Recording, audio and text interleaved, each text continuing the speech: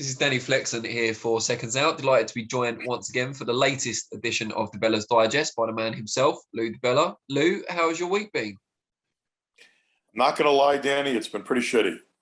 You know, this Delta variant or whatever the hell it is, it's throwing a loop into stuff. Immigration's not normal.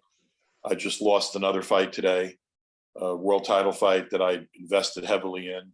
Spent $6,000 getting a visa for one of the contestants, $10,000 in non-refundable airfares, and the visa was approved weeks ago, and the fighter could not get the embassy to stamp the passport, and therefore I found out last night that I lost the fight that was going to be televised on Friday. Luckily, I stacked the card. Concerned that this stuff was happening, and because this is a television date, so I have a very good unification bout with Kaylee Reese and Diana Prazik in the main event. I have Elvis Garcia, who was the secret weapon for Anthony Joshua when he fought the Ruiz rematch in a WBC title fight.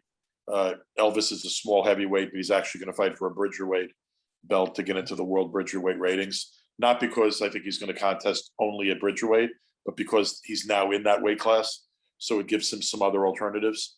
But he's in a good fight on the card. I have Alma Ibarra, who's an excellent fighter that beat Marcelo Cornejo on NBC Sports and then on the Ring City Series in a title elimination bout, with the winner becoming the mandatory for Jessica McCaskill. So it's a loaded card still, but it's just disappointing. And people don't understand. There's this point of view that promoters are rolling in dough and we're all exploiting fighters and getting rich off the fighters. And people don't understand that there are 3 promoters or 4 now that have sort of exclusivity deals with big money. Everybody else is struggling. And everybody else to invest in building a fighter is extremely, extremely expensive. And for the most part, you don't make money. And you don't make money on show boxes. And you don't make money on UFC Fight Pass. I mean, yes, you get a little bit of a license fee, but what it really does is it limits your losses, and it gives you maybe an opportunity to try to break even.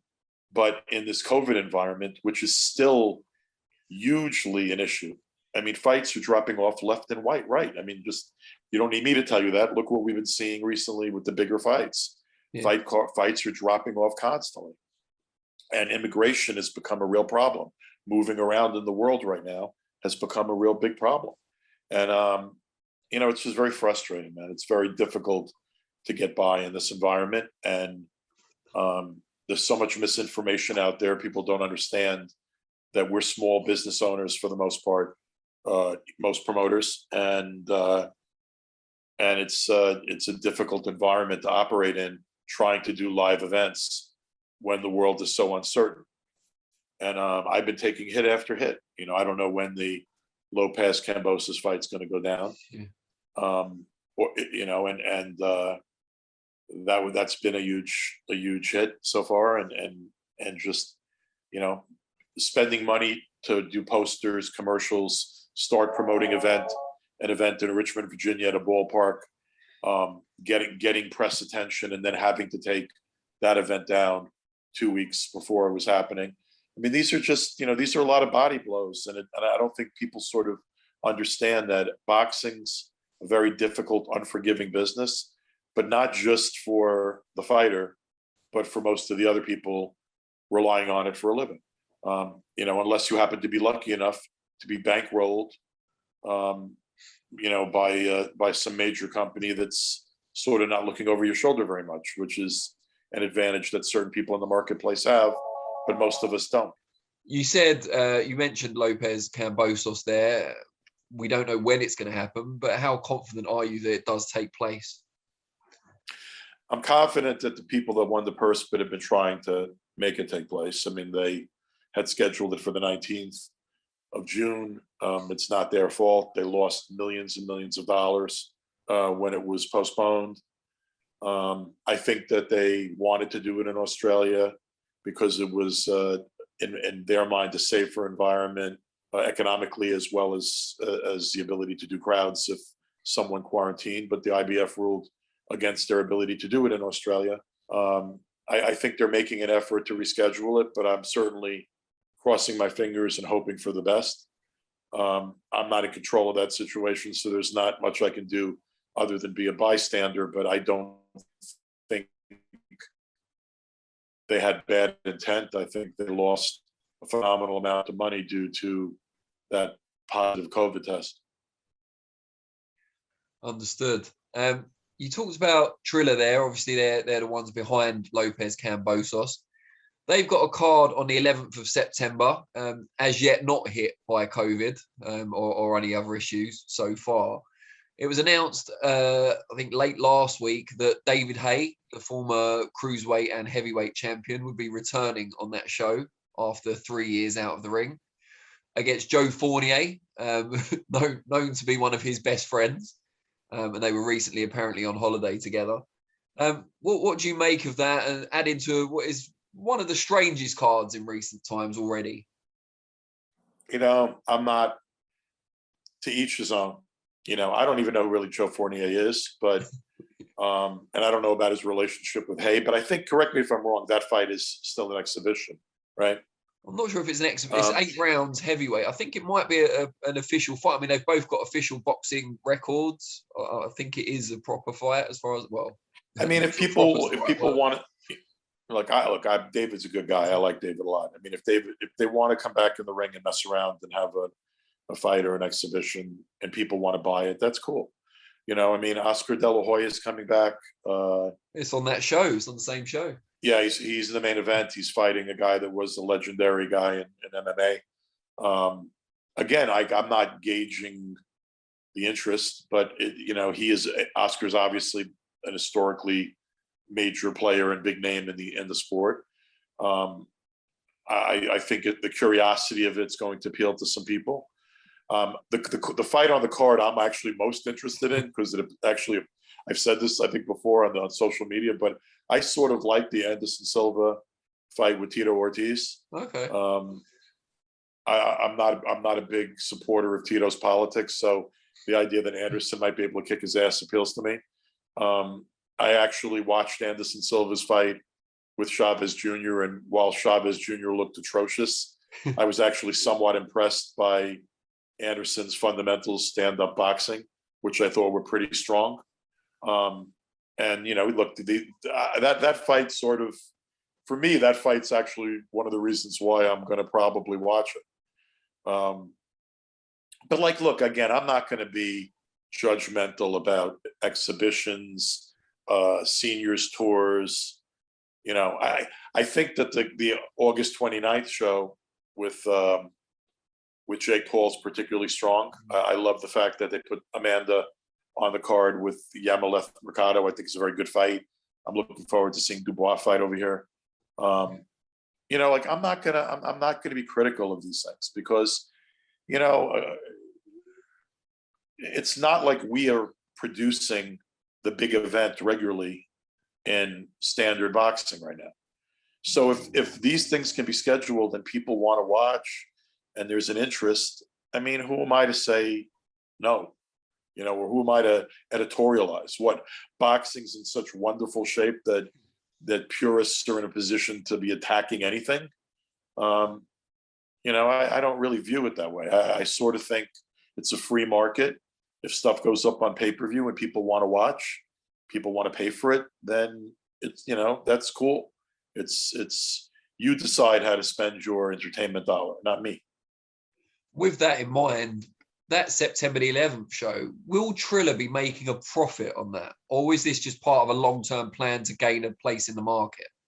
I don't know. I don't know what their strategy is on it. Maybe both. Maybe I think probably gaining a place in the market and getting attention when you're launching, you're still in that launch process, and you're looking for name recognition. I don't think you can necessarily judge the success of what they're doing by the actual numbers. I think it's more a business play for a longer term, but I'm not an intimate of their business, so I don't really know. I mean, I did a show with them, and I hope I can, do more with them in the future. I hope they succeed and that they become a player. I hope that everyone succeeds and becomes a player.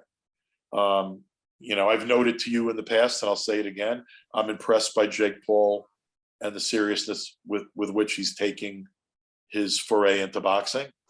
But he's also trying to do some really positive things. He established a foundation, to use boxing as a way of bringing boxing into third world countries and deprived areas, and encouraging people to fight with boxing gloves and not weapons. I think that he seems to care about women's boxing and fair pay, and putting Amanda as his co-feature is a statement that I think is positive. So, I'm trying to, I'm not going to sit there and be critical of anybody right now. And I'm wishing for the success of any new player that's coming into boxing with good intentions, and I don't think Triller's got bad intentions. I don't think Jake Paul's got bad intentions. I'm hoping for as many players in the industry to be able to sustain themselves as is possible. What do you make of Jake Paul's migration from Triller to Showtime? I mean, I don't make much of it. It's not, he certainly didn't have, obviously he wasn't locked in to Triller. It's not like anyone broke a contract. I mean, Triller had success with an event with him, apparently. And he had success with that. And then they went their separate ways.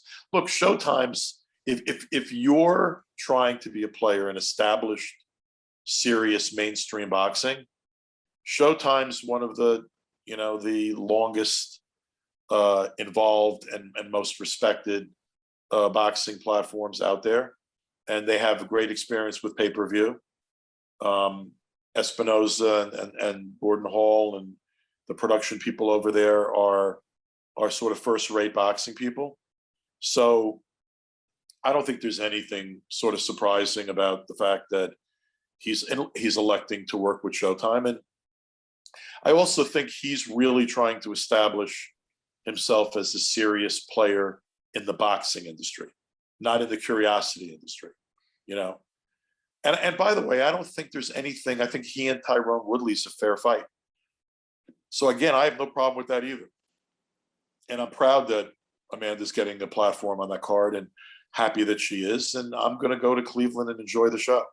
There's a great fight with Baranchek and Montana Love. That's a real 50-50 fight on that card. Dubois, who's I think one of the best young heavyweights in the world, is on that card. And Cusimano can punch. I mean, he's not the most polished guy, but he's not a bum, quote unquote. I mean, he's a hard punching heavyweight that has upset the apple cart before. Charles Conwell's fighting an undefeated fighter on the undercard. I don't think that'll be on TV, but I mean, I think they're offering a strong card to the people that are going to be going to the stadium in Cleveland, which is Jake's hometown, and I think they're offering a strong card on pay-per-view.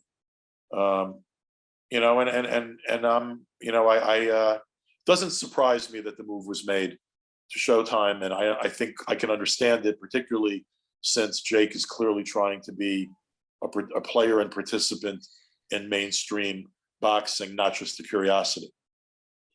Great stuff. Well, Lou, wish you the very best of luck with the show on Friday, of course. And perhaps we can tune into UFC Fight Pass, people. It's all around the world. If you're, it's going to be, I don't know if this is going to go up in time, but it'll be up before Friday, yeah. Well, good. If it's going to get up before Friday, I want to see people in Australia. It'll be Saturday morning there.